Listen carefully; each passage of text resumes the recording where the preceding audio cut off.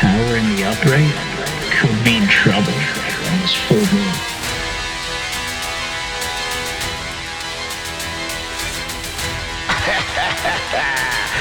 Call it a result of your poor decisions, naive actions you take towards your very own people, you cowards. Hey, what's going on, everybody? Welcome to episode 8 of Shattering the Illusion of False Power. This is a series that I orchestrated and created in order for people to fight back against narcissistic energy vampires, bullies, menaces to society, and nosy, abusive rodents who do not know how to mind their business, stay out of yours, but thrive in chaos and love to intentionally create problems and poke at you, whether it be on a daily basis or just occasionally. Now, first you have to understand the mind of a narcissist. A narcissist doesn't understand reason or logic. It actually defies all logic and reason. And a narcissist is operating purely from a standpoint of ego. And you have to ask yourself, why would somebody choose to come against me so much? And it might be something really stupid. It might even be as simple as, because I can do whatever I want, and I feel, in my opinion, I am personally a god amongst everybody else, and I feel like I live above the law right here, while everybody else lives below me, who has to abide by the law, because if they break the law, they will go to jail. But here I am above the law because my ego allows me to live above it, and I feel untouchable based on calling myself God and feeling like a god. So I'm going to abuse you every day, and I'm going to cause problems for you and create obstacles for you. So what are you going to do about it? And when you come to understand people operate in this frequency, it's time to take back your power, energy, and defend yourself from narcissistic energy abusers. Always remember, most of the time you're not at war with them, they are at war with themselves. In the last couple episodes I talked about how a narcissistic energy abuser is at such a war with themselves that sometimes they'll take themselves out for you and you don't have to do any work. Other times you may have to provide clapbacks just to stand in your power. And when somebody accuses you of things you never did, or they lie behind your back, and they create biased arguments and one-sided discussions with self-fulfilling ultimatums in order to fuck you over to make them look good and you look bad, you might need to defend yourself and even try and figure out what lies are being told about you behind your back, because when it starts sabotaging your relationships, your ability to do well in business or find partnerships, and nobody wants to work with you because of a narcissist, it's time to take back your power. But in this episode, we're going to discuss comparison. In the other episodes, I talked about how comparison is actually your opponent's downfall. It's a form of weakness. Today, we're going to use it as a strength, not as a tactical offense like we would normally do once the enemy reveals their weakness to you. Instead, we're not going to use their jealousy, envy, and hate due to comparing themselves to you as a form of tactical offense. We're going to take the comparison category and put it into a defensive status. Kimberly Epphones' cookbook is a 5-step framework I created for people to stand in their power, take control of their life, and don't let narcissistic energy vampires take advantage of you, and stand in your power at all costs, even when people try to hurt you. The 5 steps in this book, in case you guys are new to the series, are clapbacks, poetic justice, psychological warfare, self-sabotage, and comparison. Today we're going to look at comparison, which is normally used as an offensive tactic in order to come at your enemy once they reveal this form of weakness to you. Because when they compare themselves to you, they're very jealous, envious, hateful, and they have an inferiority complex regarding you, and they feel like the best way to run away from their inferiority complex, because their unhealed childhood wounds don't allow them to process the healing process. They run away from their shadow work and they run away from their traumatizing childhood in order to punish you and bully you, and just see how you react to it, and see if you let the little bitch run all over you, or if you step on the bitch's neck, call him a pussy, and say, "Thanks, you calabasa. That was a great supper." I'm just kidding. That's a dark humor joke. But let's get into comparison from a defensive mechanism now, right? We're going to take a page from the enemy's playbook, but we're going to go on the defensive. We're not going to use comparison to make ourselves weak like them.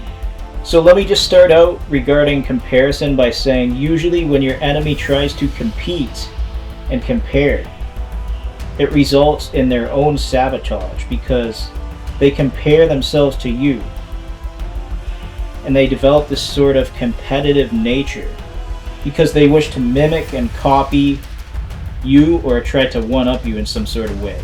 These are forms of weaknesses the enemy will reveal to you. But if we chase the comparison stage not as a form of tactical offense, we can potentially not compare ourselves too much,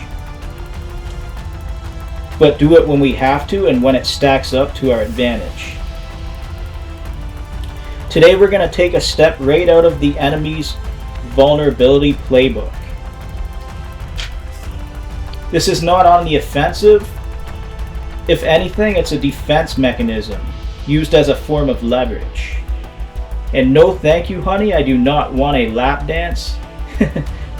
Tuck in that lower lip and get a job at Starbucks so you can finish paying your college tuition. Sorry, that's a bad joke. I'm a comedian. Anyways, alright, so here's how we're going to do the comparison stage as a form of leverage and a defense mechanism. Long story short, I know what you did last summer. What does that mean? People got a whole lot of things to say about you, or in this case, say about me. And I'm not out here thinking about people or obsessing over anybody. However, anything being said about me behind my back, 9 times out of 10 is an absolute lie. If it's coming from somebody I've never met especially, but even if it's coming from somebody I have met, because people have been revealed to me to be liars, backstabbing, and low vibrational, I've ghosted a lot of people in my life, if not everybody. But I do not commit crimes and I do not break the law. Here's where it gets interesting in the form of comparison. Because I'm doing my best to mind my business like I always do. But somebody or more than one person is too invested in me and what I have going on and what I'm doing. So you might throw 10 stories out there to a group of people behind my back saying I did this, I did that, you know this about me, you know that about me.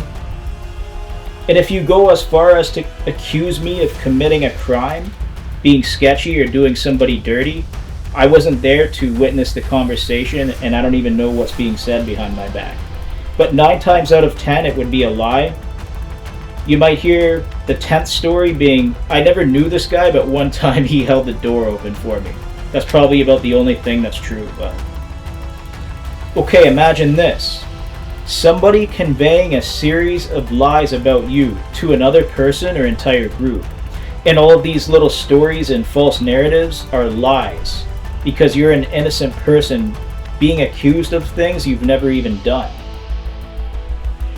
When the one who is actually discussing you is involved in all kinds of dirty, rotten shit. And do we need to remind them that, hey, I know what you did last summer, because that's the comparison.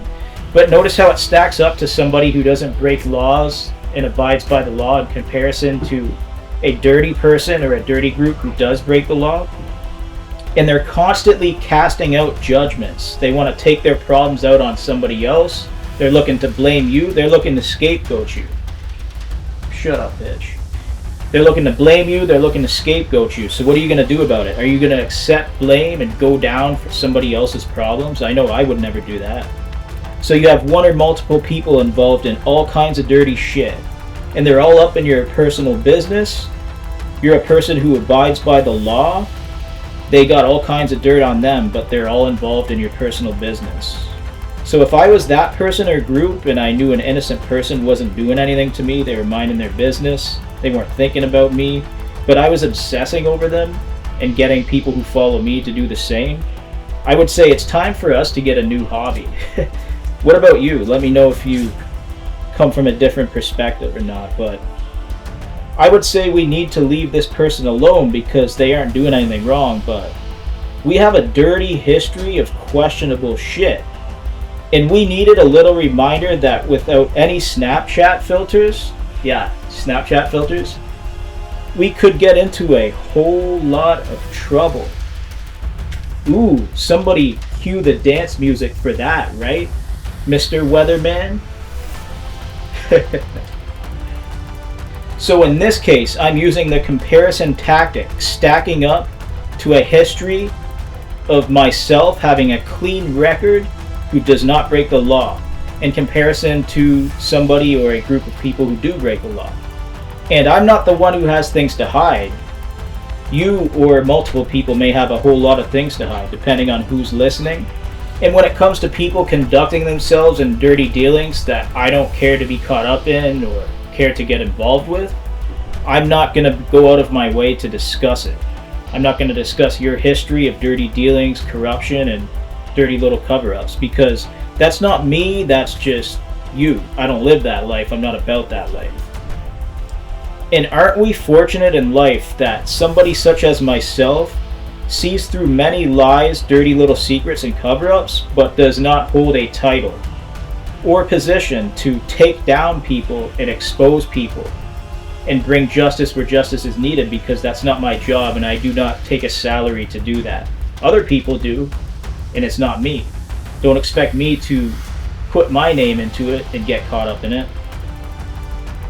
And because I'm just living my life trying to mind my business, since I'm not involved in any dirty crime life, and I'm a guy who abides by the law, the last damn thing I want to be doing is getting involved in shit that I know I shouldn't be getting involved with. And I'm just trying to live my life and mind my business.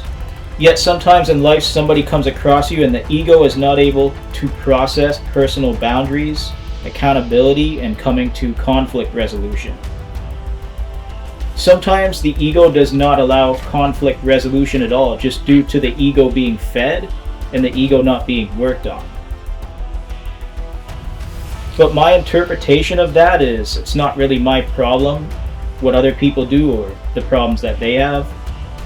And you may be doing too much to get involved in somebody else's personal business by refusing to walk away and leave me alone, for example. Like, even when I've tried walking away, I've tried waving the white flag several times. I've tried to reason with people, compromise with people, and I realized, hey, I'm really not the problem. If you have somebody come after me every day and cause an obstacle or a problem and harass me every day of my life, I'm not the one with the problem. You don't see me doing that to people. And I don't give a fuck if your name is Al Capone.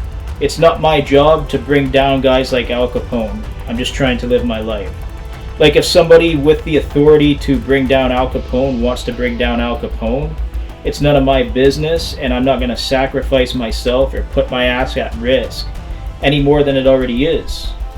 Due to what? Somebody's ego? Because I'm not doing shit to anybody. So people like this, if anything, I'm not the one bringing them to justice. It's really up to the title holder. And I'm not in communication with that, and I never will be, because I'm not going to put my ass on the line for that kind of shit. But if you choose to create problems for people, I guess because sometimes the ego is just not able to process conflict resolution, if I gotta say it out loud, I guess I will. Like, I'm never going to risk my life to expose another person's dirty little secrets. It's not my job to do that. It's not my problem to take on. It's not my burden to carry. And I will not sacrifice myself for that, or for anything. Let the ego of somebody who doesn't really process that information, let it sink in and register. Because even when I'm telling you, I don't give a shit about people like Al Capone and what they do. I don't give a shit about their crime life. I'm not about that life. I'm trying to mind my own business. But it's like the nosy aggressor comes in doing too much anyways, even when I haven't done anything to them and I'm trying to mind my business. Saying things like they refuse to walk away, they can do whatever they want to whoever they want, they live above the law, they feel untouchable. They personally call themselves God and they believe they are God walking this earth. But I've already moved on from people, places, and things who no longer serve me, and I've let it go and closed that cycle years ago. So I'm not even thinking about the ass of anybody who's toxic or low vibrational anymore, or an instigator or problem causer, shit disturber. Yet they are probably thinking about me, and it's a problem for them. The aggressor comes in with another obstacle, finding justifiable reasons inside of their sick heads to not get out of my business and not leave me be. So even though I don't get a salary to take down guys like Al Capone, and I don't give a fuck about what Al Capone does or what his family does, his worries and concerns about me and not knowing when to walk away consumes him. And I'm seeing beyond the mask of many people, and I know many people's dirty little secrets, and I know that makes them very nervous.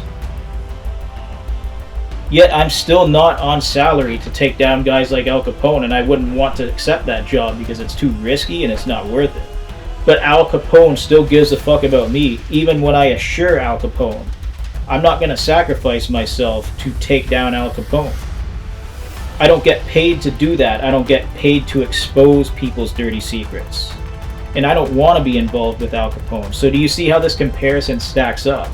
You have somebody who's like obsessed with creating a problem, and another guy who's just living his life trying to mind his business. The most dangerous thing he does is stand-up comedy and guitar playing. And he's trying to mind his business, but Al Capone doesn't see it that way. The ego doesn't allow the person to process conflict resolution, but the conflict is all one-sided and a self-fulfilling ultimatum where it fucks me over and makes you look good, and that's not going to work for me. I'm not going to sacrifice myself to eliminate Al Capone, but maybe it's a trust issue, because I certainly have some trust issues of my own. When I say I'm on board on keeping people's dirty little secrets a secret because it's not my job to bring them down, I don't believe it dictates my life, because I really, really hate conflicts, and I don't want to be caught up in the lifestyle of Al Capone and his dirty little secrets, or the shit that him and his family and friends do. Maybe he doesn't think like I'm a man of my word when I say I don't give a fuck about him or what he does, but his problems are not my problems, and it's not my job to take down Sir Capone. So when I continue waving the white flag, which I've done time and time again, like there's no resolution to Mr. Capone, who's refusing to walk away, mind his business, and leave me be, and he's all up in my personal business, and it's a problem. So I like to use the comparison stage to remind Mr. Capone that I know a lot of people's dirty little secrets and the shit they are into. But because people refuse to mind their business, leave me alone, and walk away from me, it makes me sometimes nervous, just like me knowing their dirty little secrets makes them nervous. So you see how we have a double-sided dilemma there? And because there's no end to this little mental aerobics mindfuck, I start to throw out little hints and clue clusters, just reminding people that I know what you did last summer, even though it's not my concern and it's not my responsibility or job to get into that whole thing. For whatever reason, the ego doesn't process this, and the ego doesn't understand the definition of conflict resolution. So it's a trust issue going on between me and Sir Capone, where I can't trust that he's going to get out of my business and leave me be. I can't trust Mr. Capone will leave me alone. And I can't seem to trust that any more than him trusting that I don't give a fuck about his dirty life, his dirty little secrets, or what him and his family does, because I'm not on salary to take down guys like Al Capone. And honestly, I wouldn't accept that job even if it was offered to me, because it's too risky, it's not worth losing your life for. And it's like a trust issue on both ends of the spectrum, even though beyond my stand-up comedy game and guitar playing, I don't see myself as dangerous at all. But Al Capone does. Why is that? It sounds like a him problem, not a me problem. So here we go again with the little comparison stage. Now, is it a defense mechanism, or is it a bargaining chip? I'll let you be the judge of that, but when you involve yourself in an innocent person's life who's not doing shit to you, but you're refusing to walk away from them, and you're affecting their personal life. Like, I wasn't thinking about it, wasn't thinking about a person doing that sort of thing, and I wasn't looking to gain anything, but somebody else was, and it's a problem. So there you are again, still all up in a person's personal business, and I approach the comparison tactic now the same way Al Capone would use it to extort businesses. Since I can't trust that Sir Capone is going to walk away, leave me alone, and never bother me again, I don't have that sense of trust with Mr. Capone. And it's based on his own actions, so when we work that little comparison stage with Al Capone's sort of behavioral patterns, we use the same approach that Sir Capone would use to extort a business or threaten a dirty person of high status or rank or influence. These are fear tactics and intimidation tactics. So for example, Sir Capone might try to say, I know this about you, I know that about you, and I know that about you. And if you do not comply with my requests and demands, I'm going to do this, expose this, or tell this person that. And anybody who has a lot to hide would panic and say, okay, I'll do whatever you want, Mr. Capone. Just please don't expose me. I myself, I'm not giving a fuck about Al Capone. You guys know who I am. You know what I'm all about with my channels and what I do on social media. Now, I never chose to live a lifestyle of crime, but people refuse to trust the process and trust my word that I don't want to get involved with their dirty shit and whatever they do behind the scenes. So you have Mr. Sir Capone continuing to force an issue that never was in order to continue an old cycle from closing. But it's a cycle that I closed many years ago and a cycle that I don't go back to because I don't live in my past. But in this case, since Sir Capone doesn't leave me alone and he doesn't want to go away, and he tells himself, I can't walk away, I just can't. Sure you can do whatever the fuck you want, you're just choosing not to. You're making that decision not to, but you can choose to do whatever you want in life. But Sir Capone's giving me no reasons at all to trust and understand that he will walk away, get out of my business, get out of my life, and never disturb me again. So I use that little comparison stage to initiate fear and intimidation, much like Mr. Capone would do to extort a business. That's the philosophy that I'm taking on in today's comparison stage. So remember, I know what you did last summer. It's like is it a bargaining chip? It doesn't have to be, but Sir Capone doesn't stop doing what he does to me, and it's affecting my quality of life. So I apply these tactics again of I know what you did last summer, the same way he would use them to extortion. And the last thing I want to do isn't get involved in the masks of people falling off and exposing their true nature. But here's what I end up having to do, because on both sides of the spectrum, there's a little bit of nervousness there. The nervousness of Mr. Capone's mask falling off and me seeing what he does for his true colors, as well as me being a little bit nervous that the guy just doesn't go away and leave me alone, because even though I'm not bothering him or thinking about him, he's obsessed and he doesn't know how to go away. So here's what I do. I start speaking in code, providing history lessons and little clue clusters. I know you guys like games, right? Yeah, you guys like games? Because there's some trust issues on both sides of the spectrum, and I feel like these little rituals, okay? These little rituals, they act as memory refreshers and reminders. And it's very, very uncomfortable. Trust me, I know.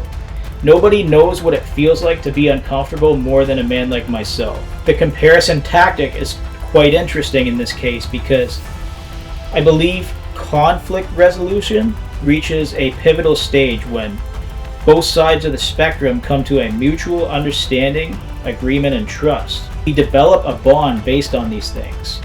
I know it's scary and sometimes conflict can be a little intimidating. Resolution is a must in any form of conflict or problem. And we all need to take that little leap of faith in life at some point, but I never approach anything I do as enjoying or thriving in chaos.